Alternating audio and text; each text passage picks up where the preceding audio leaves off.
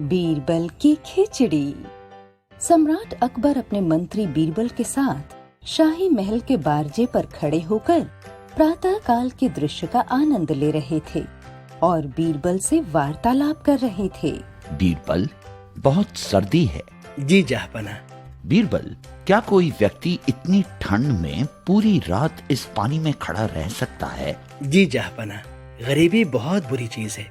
यदि एक गरीब को धन का लालच दिया जाए तो वो पूरी रात इस ठंडे पानी में खड़ा रह सकता है। मुझे विश्वास नहीं हो रहा है, क्योंकि यदि कोई व्यक्ति इस ठंडे पानी में पूरी रात खड़ा रहा तो वह परलोक से धार जाएगा। जहाँपनाह, जिस व्यक्ति को पैसे की बहुत आवश्यकता होगी वो व्यक्ति ये कार्य कर सकता है। मुझे विश्वास नहीं है। कल ही पूरे राज्य में ढिंढोरा पिटवा दो कि जो भी पूरी रात महल के सामने वाले तालाब में खड़ा रहेगा उसे 100 स्वर्ण मुद्राएं दी जाएंगी।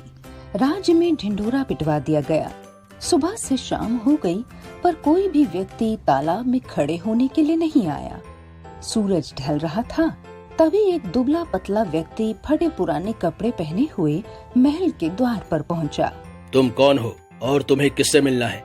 मैं गरीब किसान हूँ। मैं जहाँपनाह की शर्त के अनुसार रात भर तालाब में खड़े होने के लिए आया हूँ। सैनिक उसे सम्राट के पास लेकर जाता है। जहाँपनाह, इस व्यक्ति को आपकी शर्त मंजूर है।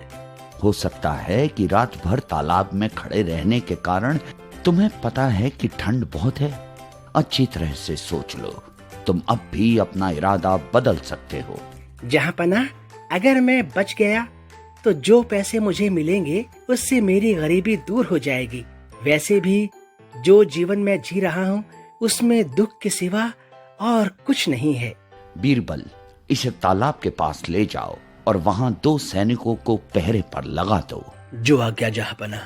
किसान पूरी रात पानी में खड़ा रहा। प्रातः काल होते ही उसे सम्राट के सामने पेश किया गया। तुमने पूरी रात कैसे बिता दी? तुम्हें ठंड नहीं लगी क्या? लगी जहाँपनाह, पर महल की खिड़की पर एक दीपक जल रहा था। उसी को देखकर मैंने रात काट ली। सुखदेव जी, इसे स्वर्ण मुद्राएं मत दीजिए। इसने हमारे साथ धोखा किया है। यह दीपक की गर्मी की वजह से पूरी रात पानी में खड़ा था। अगले दिन सम्राट अकबर का दरबार लगा हुआ था। अकबर की नजरें चारों तरफ बीरबल को ढूंढ रही थीं, पर बीरबल उन्हें कहीं दिखाई नहीं दिए। सैनिक, जाओ बीरबल को बुलाकर ले आओ। जी जहाँपनाह। सैनिक बीरबल के घर पहुंच गए। हुजूर, आपको जहाँपनाह ने बुलाया है। जहाँपनाह से कह देना मैं खिचड़ी बना रहा हूँ। थोड़ी देर बाद आऊँगा। दोपहर तक भी जब बीरबल नहीं आए तब अकबर दरबारियों के साथ स्वयं बीरबल के घर पहुंच गए। वहां उन्होंने देखा कि एक पेड़ के नीचे आग जल रही थी। आग से काफी ऊंचाई पर एक हांडी टंगी हुई थी और कुछ दूरी पर बीरबल बैठे हुए थे। बीरबल, आप ये क्या कर रहे हैं? बीरबल जहाँपनाह को देखकर अदब से खड़े हो गए। जहाँपनाह, मैं खिचड़ी बना रहा हूँ। आपका दिमाग ठीक तो है ना? इतनी ऊंचाई पर हांडी रखेंगे तो खिचड़ी कैसे पकेगी? जहाँपनाह, जब महल के दीपक से दूर तालाब में खड़े व्यक्ति को गर्मी मिल सकती है तो ये हांडी तो बहुत कम दूरी पर है, फिर खिचड़ी क्यों नहीं पक सकती? सम्राट अकबर सारा माजरा समझ गए।